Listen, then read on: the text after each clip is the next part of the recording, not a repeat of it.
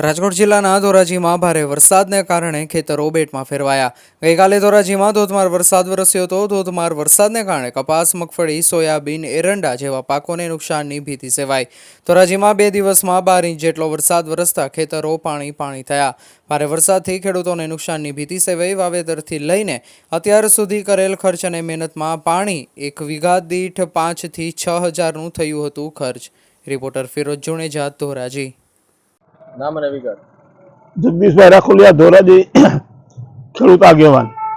અત્યારે ખેતરોમાં કાલના વરસાદના હિસાબે પાણી ભરાઈ ગયું। 12 વીઘાની મગફળી વાવેતર હતી। 12 વીઘાની મગફળી સંપૂર્ણપણે નાશ થઈ ગઈ। વીઘે 6000ની આજુબાજુ ખર્ચો થાય છે। હવે પાછું વાવવું હોય તો પૈસાની તકલીફ થાય ને વાવેતર કરવામાં વરસાદ રહે નહીં તો વાવેતર ન થાય કે વાવેતર કરવામાં મોડું થતું જાય। તમારું નામ અને વિગત। પ્રવીણભાઈ વગાસિયા, ધોરાજીના ખેડૂત, ધોરાજી। શું કહેશો? વરસાદ બહુ થયો છે। અમારે ખેતરો બધા દરિયાની ઘોડે ટાપુમાં ભરાઈ ફેરવી રહ્યા છે। હવે ક્યાં પાકોનું નુકસાન આવશે?